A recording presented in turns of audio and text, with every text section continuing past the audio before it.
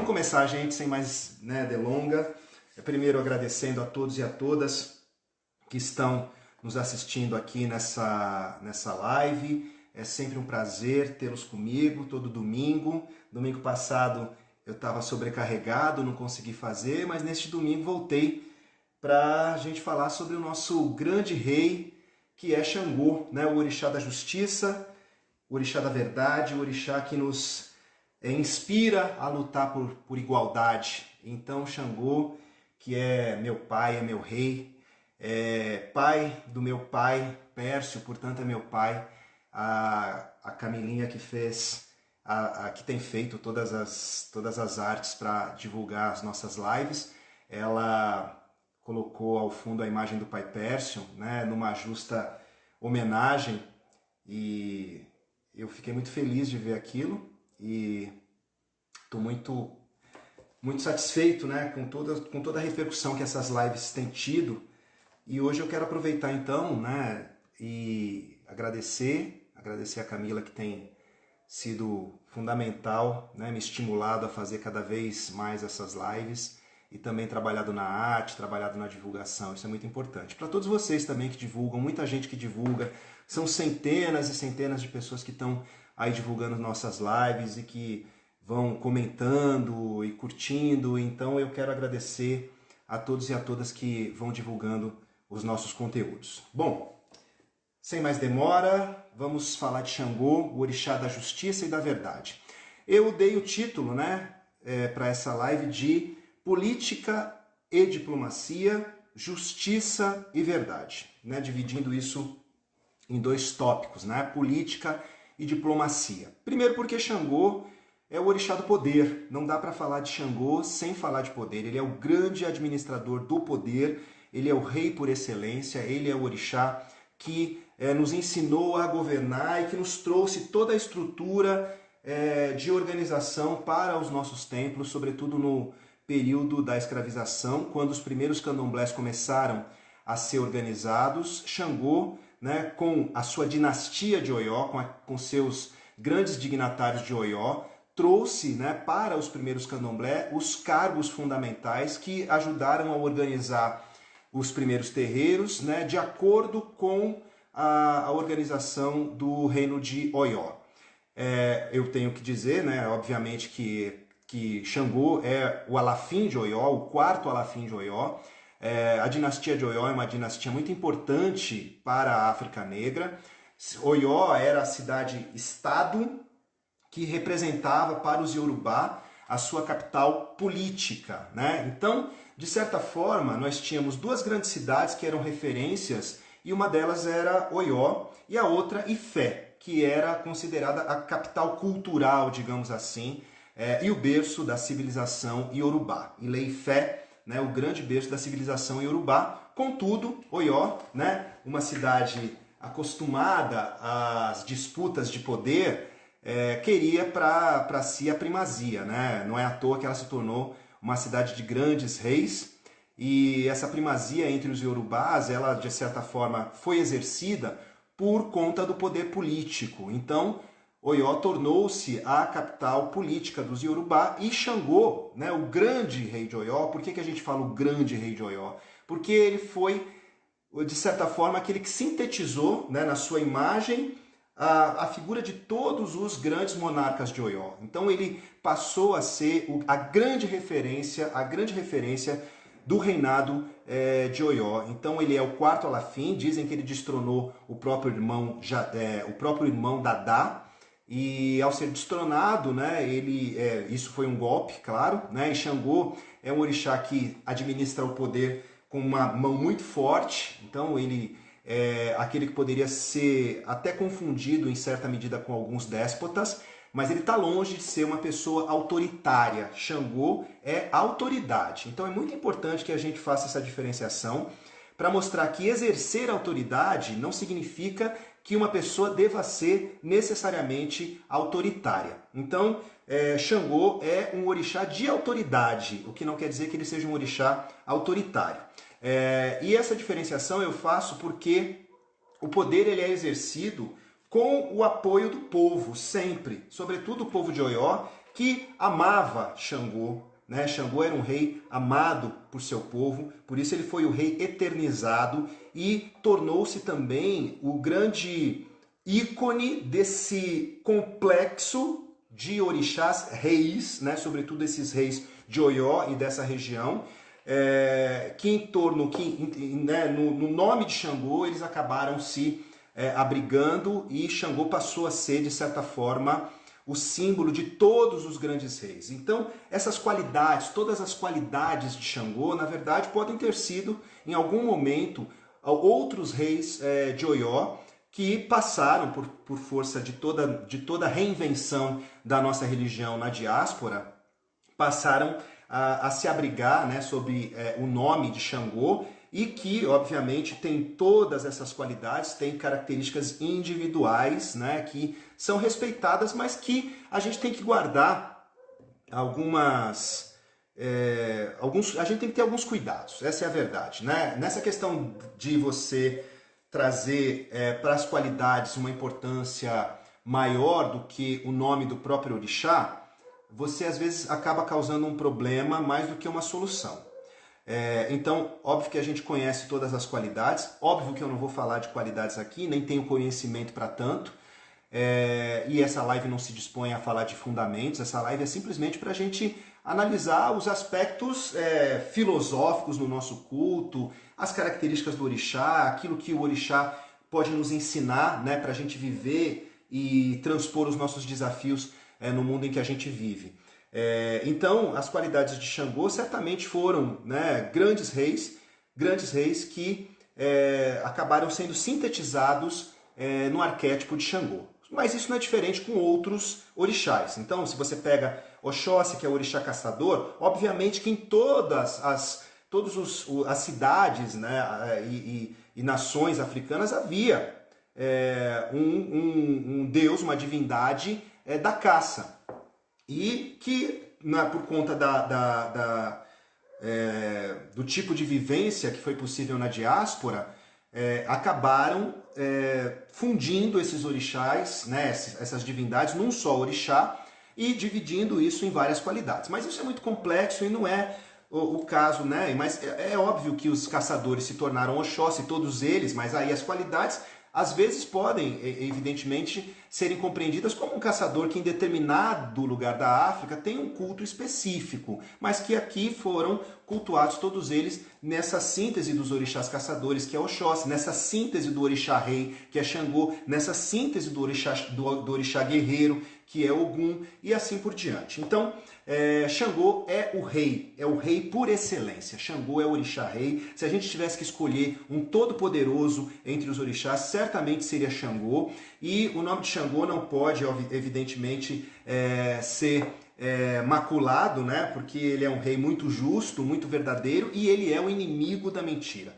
Xangô é o inimigo da mentira, portanto, a outra parte, né, justiça e verdade, ela tem a ver com essa aversão de Xangô à mentira, né? Com essa aversão de Xangô ao mau caráter, né? A gente sabe que para nós o bom caráter e o apelê é muito importante, e Xangô ele é um orixá que de certa forma fiscaliza o nosso bom caráter, justamente por esse viés daquilo que é verdade, e se a gente sempre caminha com a justiça e com a verdade. Então é muito importante para quem é iniciado e para quem, né, acredita e segue o candomblé como a sua religião, que a gente esteja sempre amparado na justiça e na verdade, que a gente não seja injusto com as pessoas, que a gente não levante falso, que a gente não levante injúrias, calúnias, que a gente seja sempre justo e verdadeiro, né? Isso é uma coisa que meu pai Pércio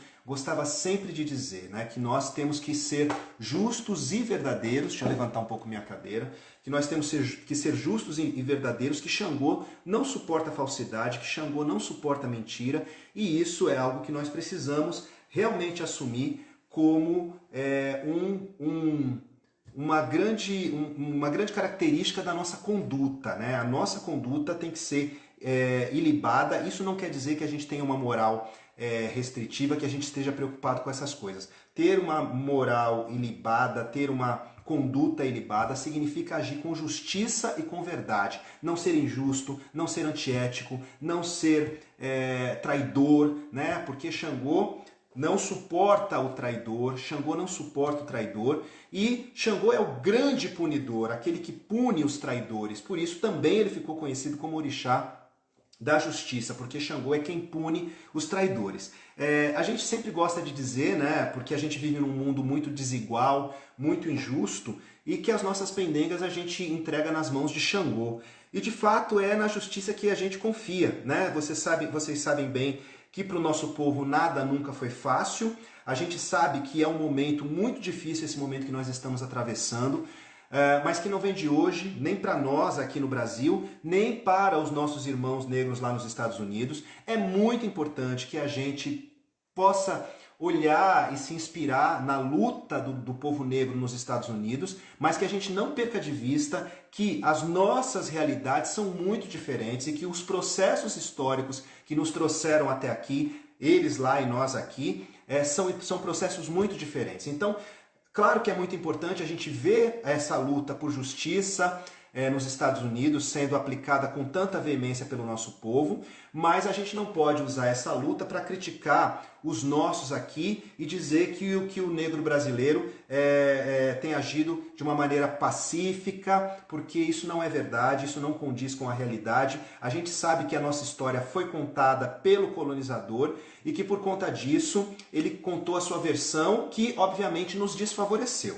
Mas é muito importante que a gente refaça essa história e que a gente possa contar agora a nossa versão dessa história, dizendo sim que nós lutamos desde o primeiro momento, desde o primeiro navio negreiro, sempre houve luta, sempre houve insurgência e que nós não somos um povo pacífico, não. A nossa memória, ela só reconhece a liberdade e a gente sempre lutou por liberdade desde que o primeiro navio negreiro aportou nesse país. Então, não dá para comparar as lutas, a gente pode se inspirar, a gente pode, de alguma forma, usar isso para mostrar que o povo negro no mundo inteiro sofre com injustiças, mas é muito importante que a gente respeite também as características que nos levam a lutar de um jeito diferente aqui de como é lá. Até porque vocês viram, né, as fotos viralizaram e vocês viram como as pessoas brancas também se engajaram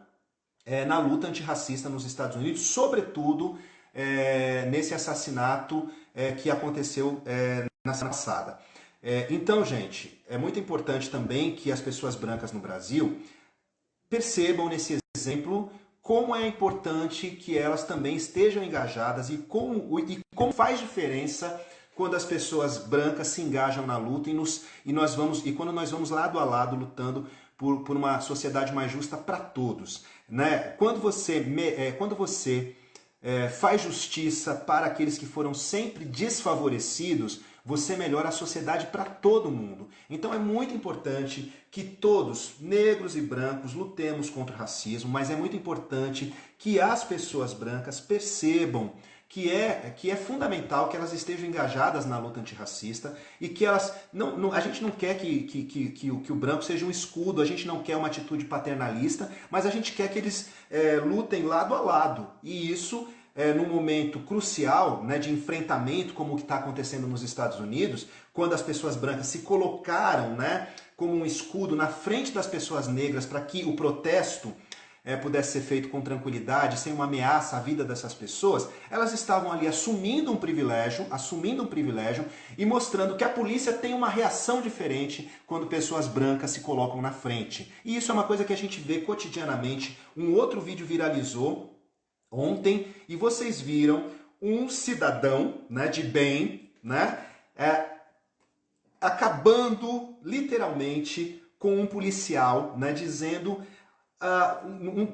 num exemplo de desacato, né, a um policial, que se fosse qualquer um de nós pretos numa periferia, e isso ele fala, né, aqui não é periferia, aqui é Alphaville, né, porque se fosse na periferia, certamente a reação do policial seria bem outra, certamente não teria uma viatura só na porta daquele cara, certamente ele teria reagido de uma outra maneira. Então é muito importante que vocês vejam o que é o privilégio.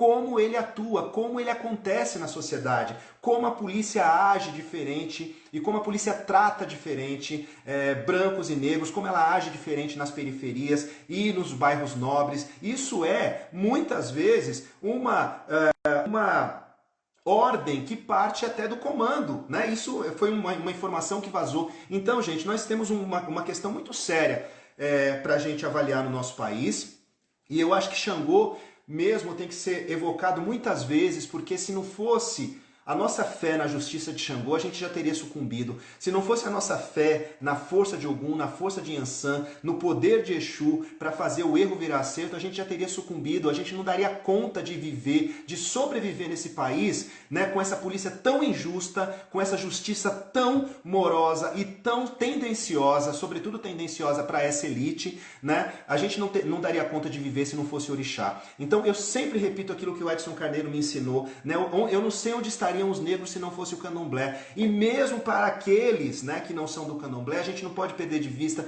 que os nossos corpos têm memória e que essa memória também, né, ela nos ajuda a sobreviver, porque ela nos ensinou a ter malandragem, gente, para escapar de bala perdida. Então é muito importante que a gente perceba essas diferenças, porque perceber a diferença, assumir a diferença é o caminho para a gente mudar as coisas. Então quando eu falo de justiça, quando eu falo de Xangô, eu estou falando de igualdade, eu estou falando de equidade, eu estou falando do tratamento que tem que ser igual para todos, da oportunidade que tem que ser igual para todos, da polícia que tem que tratar a todos do mesmo jeito. Então Xangô não vai suportar esse tipo de situação, Xangô não suporta esse tipo de situação. Eu quando vi aquela cena ontem, daquele cidadão de bem, né, tratando o policial daquela maneira, a primeira coisa que eu me perguntei, se fosse um cara da periferia, a gente vê polícia batendo em mulher, polícia batendo em criança, polícia batendo em gay, mas eles fazem isso na periferia.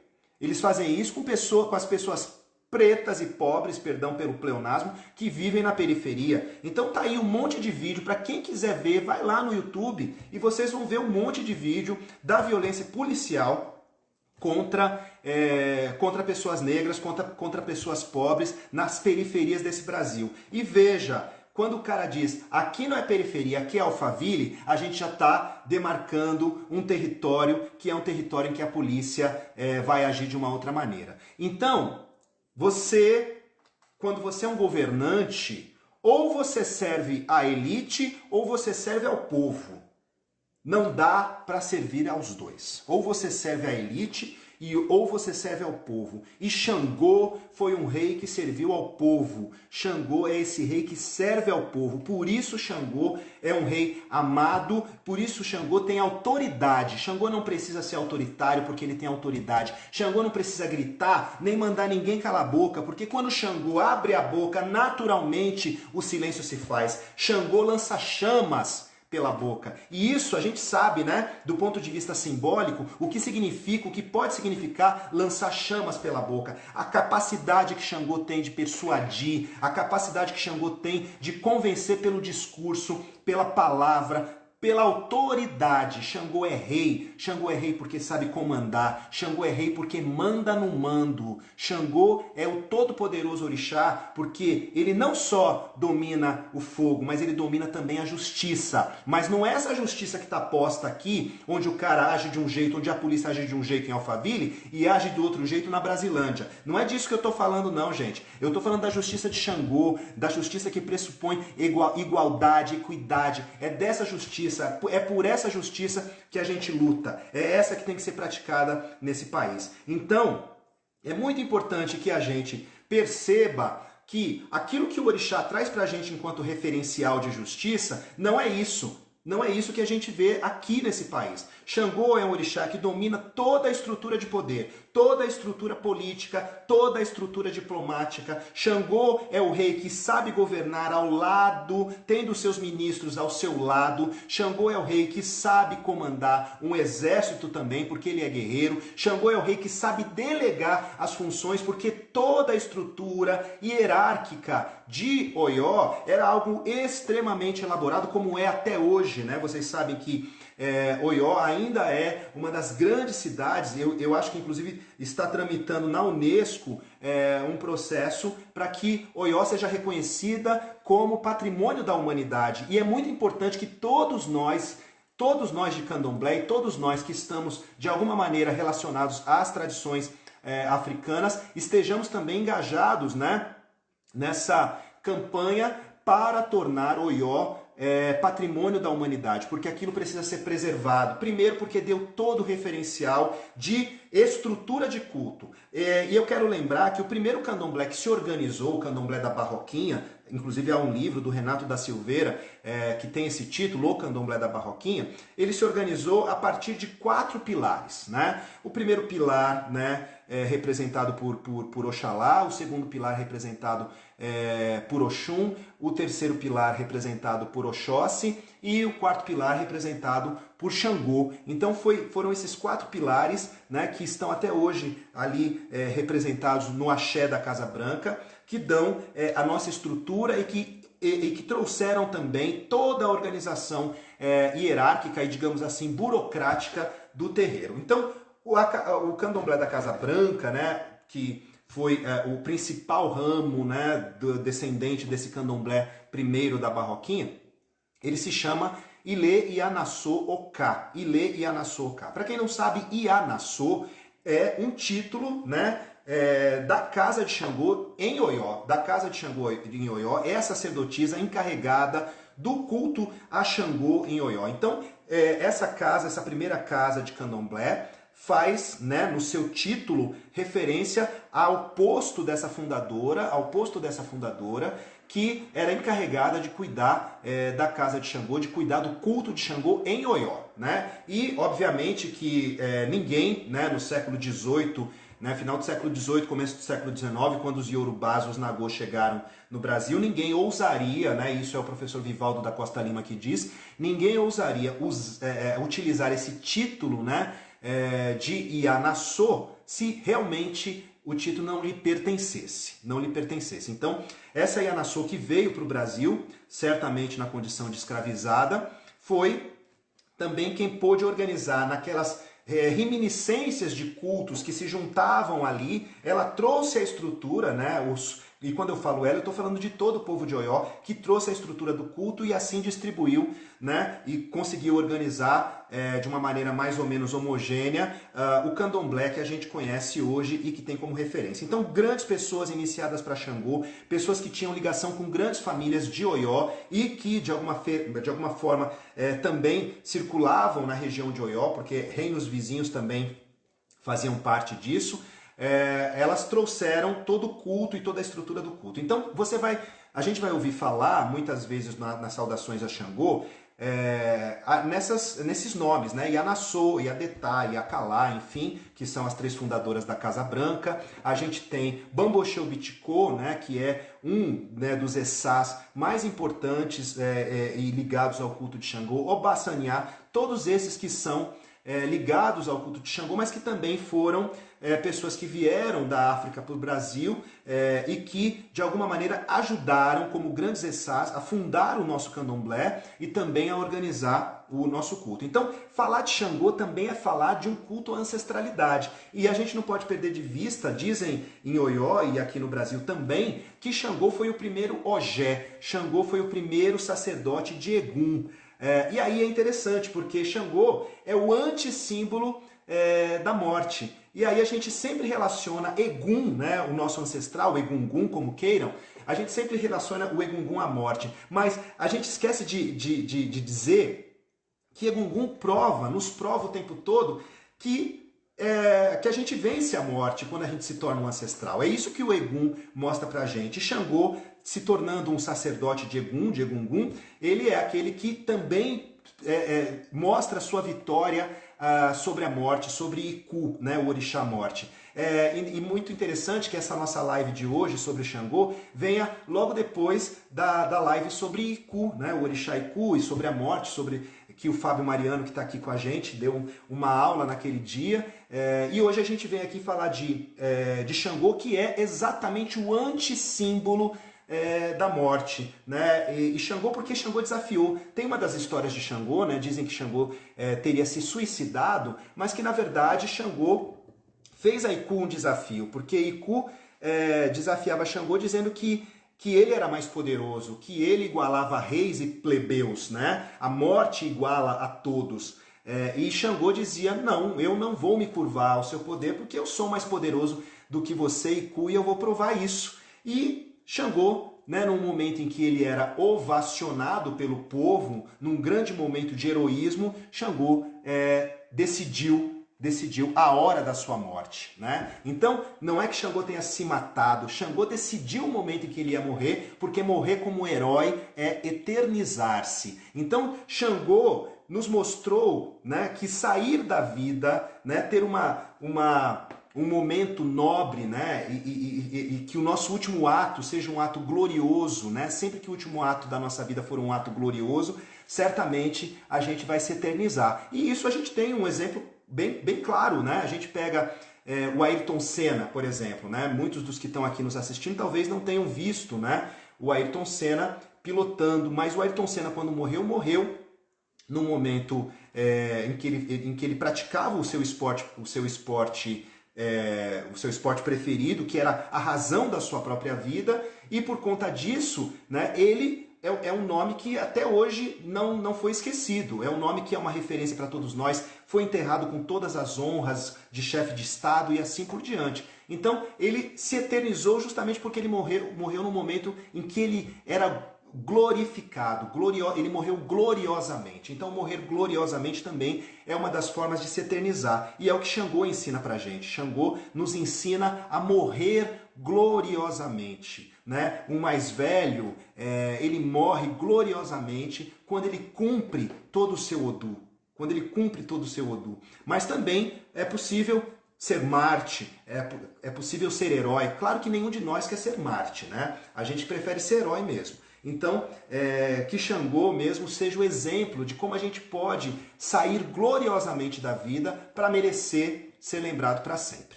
Então, Xangô nos ensina isso e para além de ser o antissímbolo da morte, né? Porque as pessoas dizem, Xangô tem medo da morte. Xangô não tem medo de nada. Xangô não tem medo de nada. Xangô é avesso à morte. Xangô é uma energia que se contrapõe à energia de Iku, né? O calor de Xangô, onde há o calor de Xangô, não chega o frio de Iku. Por isso que a gente se reveste das insígnias, dos símbolos de Xangô, quando a gente quer afugentar a morte, né? Quando a gente vai num cemitério, quando a gente vai num enterro, enfim, quando a gente participa de um axexê, a gente sempre carrega um fio de Xangô. E isso é uma forma da gente afugentar a energia de Iku, afugentar a energia da morte. Não por acaso também a cor por excelência de Xangô é o vermelho, né? E vermelho é a cor da vida, porque também vermelho é a cor do fogo. A cor do fogo, que é um elemento fundamental e que é um elemento que conta a evolução da humanidade. Então, quando Xangô dominou o fogo, né, esse domínio sobre o fogo também mostra a importância de Xangô na história da humanidade, porque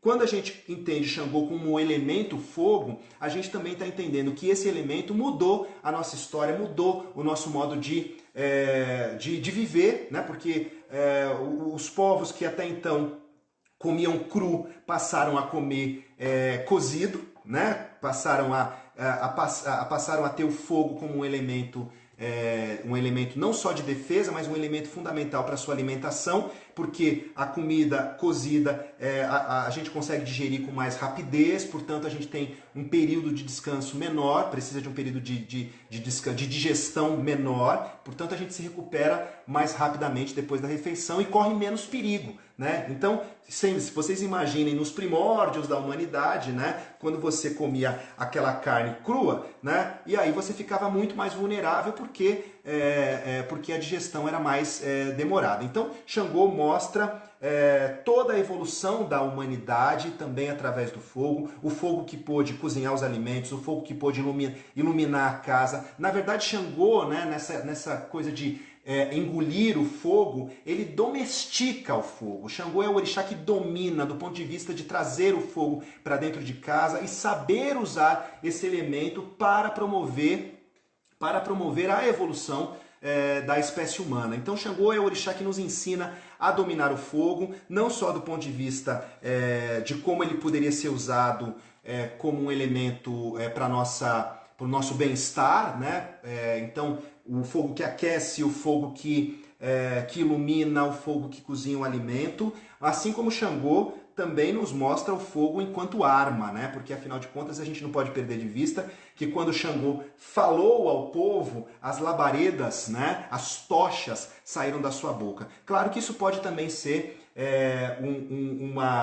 um mito que nos permite interpretar Xangô como aquele que dominou pela força das armas, sobretudo das armas de fogo. Então não dá pra gente perder de vista também que existem várias interpretações para as histórias dos orixás e essa talvez seja uma delas, bastante verossímil. Então Xangô é o orixá da vida, Xangô é o orixá do fogo, Xangô é o orixá da justiça, Xangô é o orixá da verdade, Xangô é o amante de todas as mulheres, né? E aí Xangô é um grande galanteador, e aí vem outra interpretação para essa coisa de lançar chamas pela boca, né? Talvez Xangô lance palavras tão quentes e tão intensas que ele consegue conquistar, né, as suas mulheres pela força da sua lábia, da sua palavra, do seu chaveco. Então, Xangô é um orixá que sabe também conquistar, que é um sedutor. Eu gosto de dizer que Xangô ele tem, né, na sedução um grande elemento de ação. Xangô é aquele que seduz quando fala, né? E seduz as mulheres, porque é um cara bom, né, nessa arte de seduzir também, mas também seduz o povo pela força do seu discurso, pela força das suas palavras, né? A gente sabe que quando, por exemplo, Martin Luther King falava, discursava, e os discursos do Martin Luther King são muito famosos justamente por isso, né? Ele conseguia levar a multidão e seduzir a multidão com a força da sua palavra, não só pela palavra, mas também pelo modo como se expressava, porque é toda uma retórica, né, que você tem que ter para seduzir pela palavra. Mas também Xangô era um grande amante. Mas também Xangô tinha o poder da magia, quando ele lançava os raios, quando ele lançava suas pedras de raio, quando ele cortava o céu, quando ele rachava o céu no meio através dos seus raios e dos trovões, e aí a gente sabe da interação entre Xangô e Yansan, como a gente já falou, mas também Xangô era o domínio, era o poder sobre a política, sobre todas as estruturas, sobre toda a hierarquia, era aquele que sabia como influenciar e sabia como comandar. Mas voltando à questão do grande amante, né, a gente sabe que Xangô teve muitas e muitas e muitas mulheres. No entanto, 3, né, se tornaram muito famosas, muito famosas.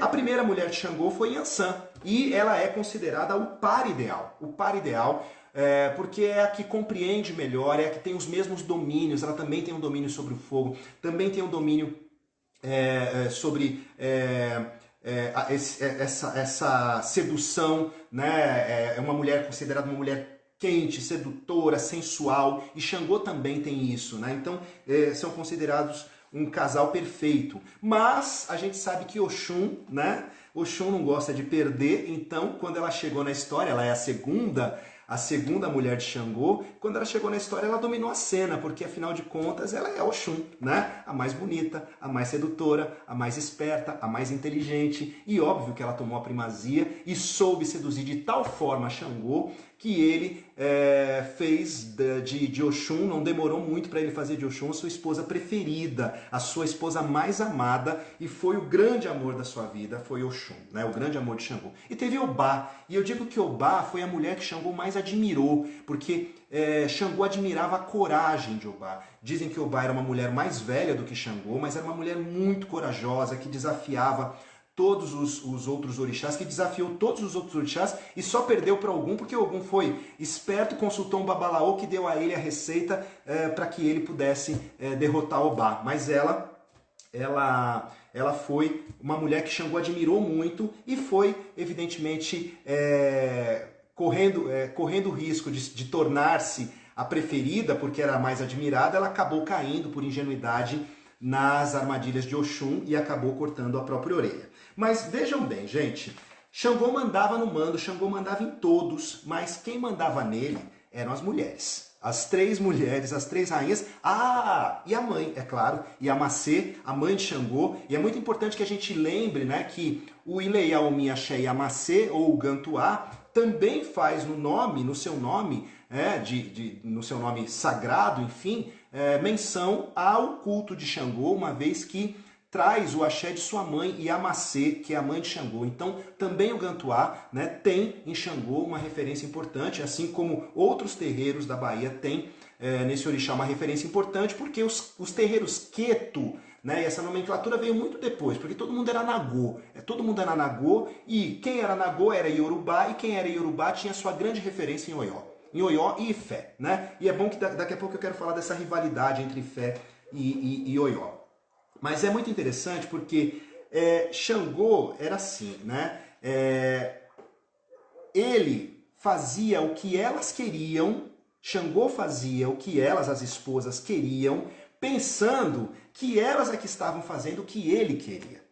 Então, essa sedução, esse poder de sedução, elas, né, embora ele fosse um orixá extremamente sedutor, elas o seduziam a tal ponto que com a sua vaidade, porque Xangô é extremamente vaidoso, os filhos de Xangô são extremamente vaidosos, mas é uma vaidade intelectual, a vaidade de Xangô é pelo poder. Xangô gosta do poder e os filhos de Xangô gostam do poder. Então, aquilo que eles puderem dominar para ter poder, eles vão dominar. Então, se o saber traz o poder, os filhos de Xangô serão os mais sábios. Os filhos de Xangô serão os mais sábios. E o meu pai Pércio, né, vocês bem sabem, ele foi professor de todos nós. Ele foi professor de babalorixás, de grandes babalorixás, inclusive, que foram ali na sua fonte sorver todo o conhecimento que ele adquiriu ao longo da sua caminhada. Então, ele gostava de ter o poder da palavra, ele gostava de ter o poder do conhecimento. E isso, né, para Xangô é algo fundamental. Então, as três esposas, né, de Xangô,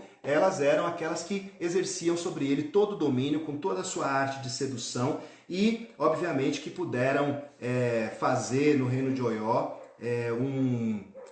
a diferença, puderam fazer a diferença no reino de Oió quando elas comandaram Oió ao lado do seu esposo Xangô. Claro que a gente pode dizer que essa história foi reinventada na diáspora e não tem problema nenhum, né? Tudo é inventado, toda a tradição foi inventada um dia, todas elas foram inventadas e não há problema nisso. Agora, Xangô é o orixá que corta o céu e que lança sobre a terra a sua pedra de raio. A pedra de raio, né, é isso aqui, gente. Isso aqui. Edunará. Isso é, para quem sabe, para quem conhece, isso é o elemento mais sagrado da nossa tradição, do nosso culto. Com isso aqui, quem pega isso aqui e coloca isso aqui sobre o coração, quem jura com isso aqui, ó, com essa pedra de Xangô sobre o coração, não pode mentir.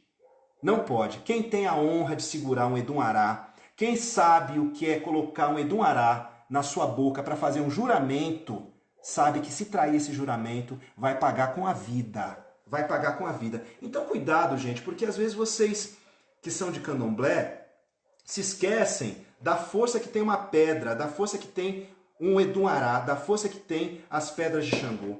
Então, a gente não pode perder de vista, Pai Pércio, quando queria ter a certeza de que ele não seria traído naquilo que ele estava ensinando, ele levava a gente à casa de Xangô e dizia: meu filho, você vai jurar. Por Xangô, você vai jurar que isso aqui não vai sair daqui. E assim você ia percebendo quem eram as pessoas boas, quem eram as pessoas ruins, quem eram as pessoas que poderiam estar, que mereciam estar ao lado de Xangô, porque quem anda com a mentira não pode estar ao lado de Xangô. Quem carrega um Edunará, quem tem um Edunará, porque isso aqui, gente, você não compra não, viu? Ou o Edunará te encontra, ou você não vai ter. Ou você não vai ter. Porque a gente pensa que a gente tem coisas que a gente pensa que a gente pode comprar, mas algumas coisas você não compra. Algumas coisas você não compra. E eu lembro do meu pai Pércio vindo do Batistini com Edunará que ele carregava para onde ele ia, mas que poucas pessoas tiveram a chance de ter esse Edunará por algum tempo em seu domínio. E eu posso contar com todo orgulho que o Edunará de meu pai Pércio ficou alguns dias, né, na nossa casa, ficou alguns dias na nossa casa, porque ele disse, eu vou deixar aqui e você vai me levar tal dia, assim, assim, assim, e eu cumpri aquilo que ele determinou, né? E um dia esse Edum-Ará aqui me achou, ele me achou, não fui eu que o achei, foi ele que me achou. Então é muito importante, gente, que a gente perceba que algumas coisas precisam ser lançadas para a nossa vida como um raio. Isso aqui é um machado de pedra, só que nada mais é do que um machado de pedra, né? Segundo os cientistas, raio não tem pedra, né? O raio não tem pedra. Então esse aqui é um machado que, ainda na pré-história, os nossos antepassados, ancestrais talvez, tenham polido, tenham feito, né?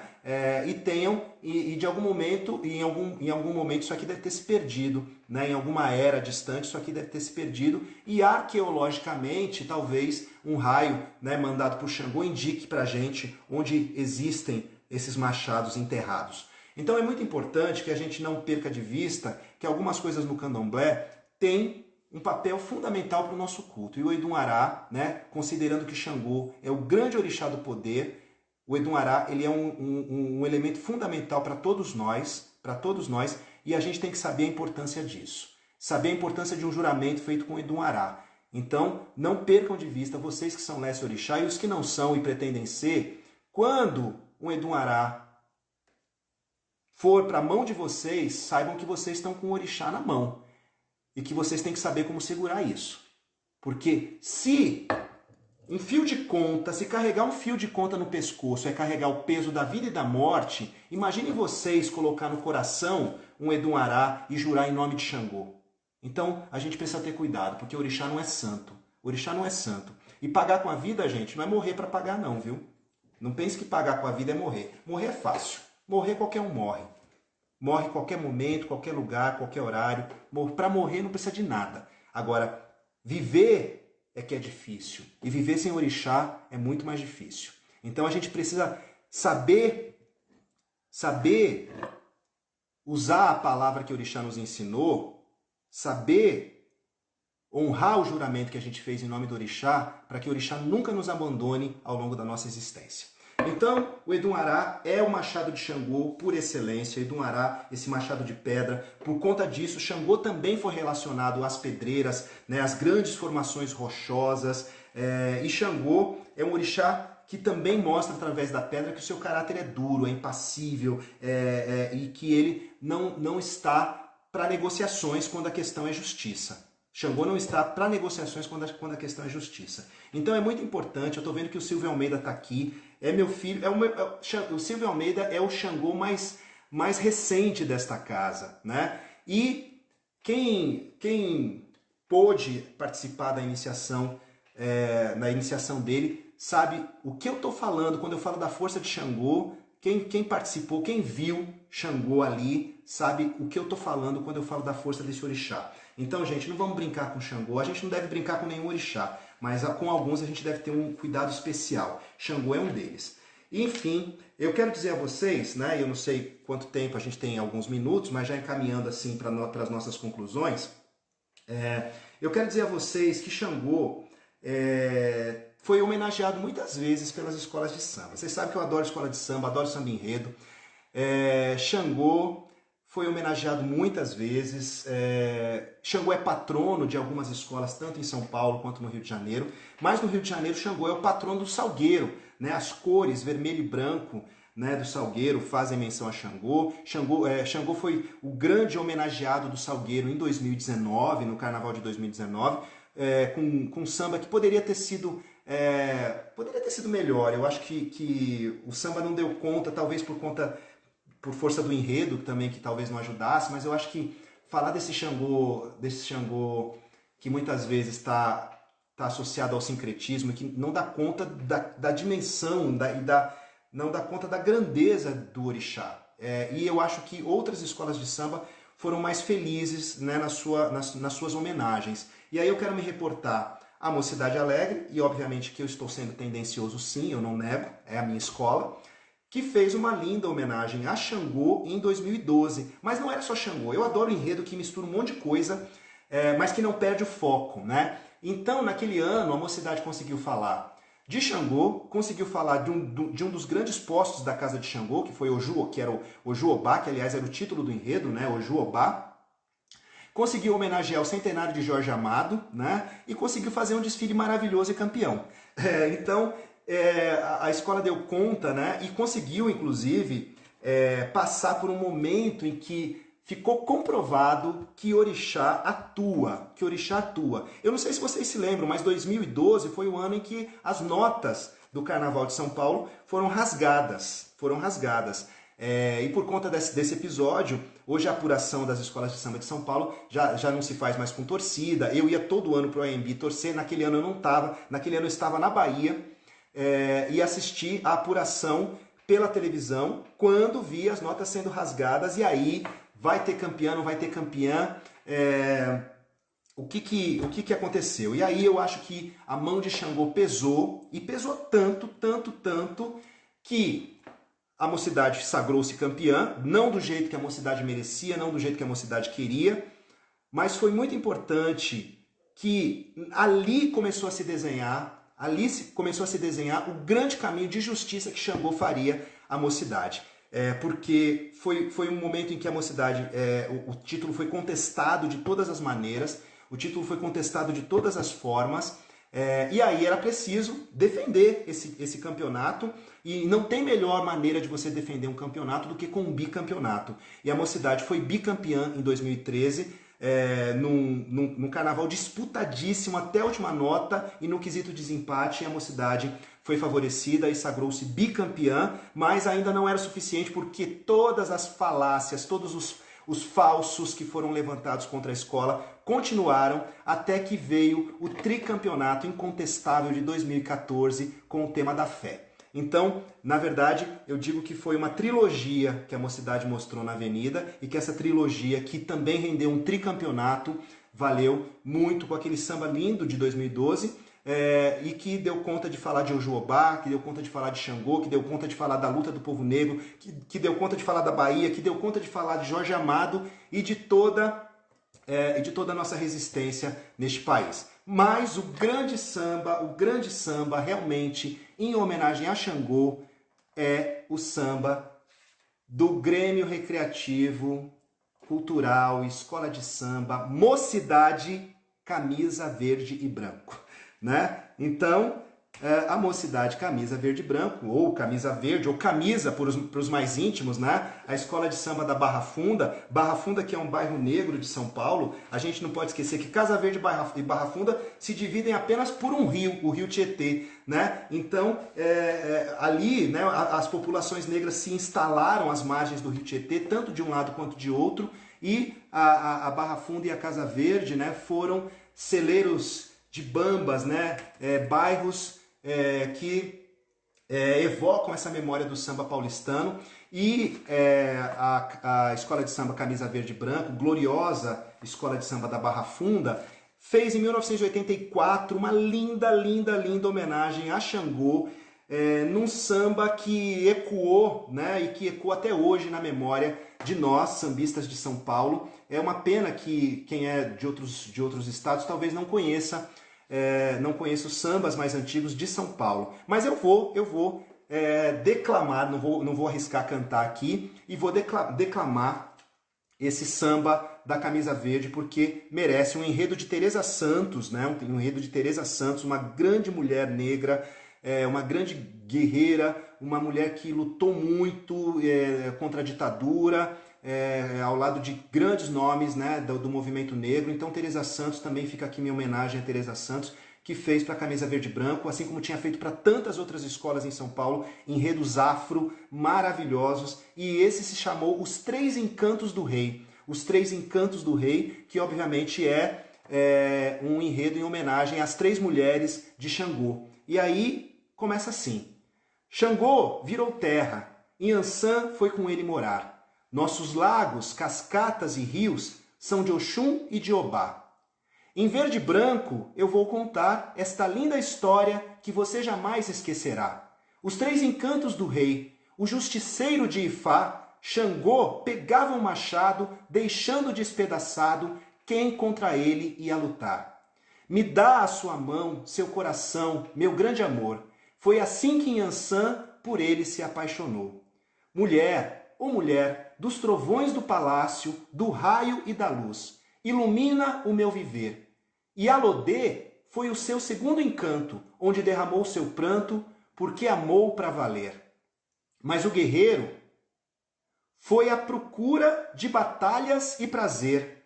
Foi quando conheceu Obá, a deusa negra mais forte, que se entregou até a morte. Foi o terceiro encanto do rei. Não é lindo isso, gente? Então esse samba, né, e eu lembro muito bem, até hoje eu era fanático, já era fanático por carnaval, e quando se cantava esse refrão, né, foi quando conheceu Obá, e aí a Avenida Tiradentes gritava assim, Obá! E aquilo ecoava, né? A deusa negra mais forte, que se entregou até a morte, foi o terceiro encanto do rei. Então, esse samba lindo, que eu disse que não ia cantar, acabei cantando um pedacinho, mas porque é um samba que me emociona profundamente, é um samba que fala das 3 esposas de Xangô, que conta o quanto Xangô era justo, o quanto Xangô era guerreiro, o quanto Xangô era um orixá forte, destemido, né? E quanto ele gostava das batalhas, quanto ele gostava das lutas. Então, fica aqui a homenagem, né, a Xangô, a esse orixá tão importante para todos nós, orixá da justiça, orixá da verdade, o antissímbolo da morte, Xangô que acredita na vida, Xangô que acredita na justiça, e é em Xangô, na luta de Xangô que a gente deve se inspirar para esse momento, que a gente deve se inspirar para que a gente possa conduzir, né, com honra, dignidade, verdade, toda a luta do nosso povo por dias melhores. Não é justo, não é justo, não é justo que a gente passe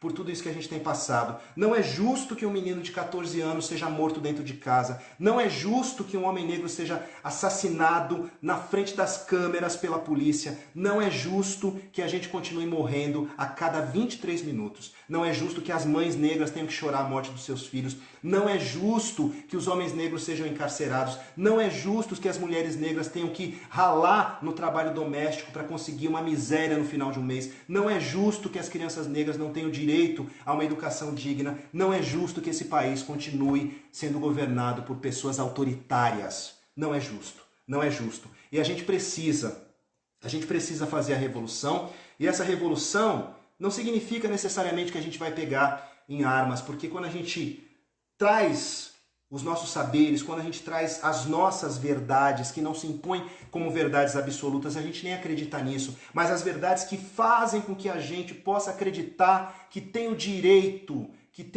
à existência, que tem o direito a uma vida digna. É dessa verdade que a gente está falando quando a gente evoca Xangô. É dessa justiça que pressupõe igualdade, que pressupõe oportunidades para todos. É dessa justiça que a gente está falando quando fala de Xangô.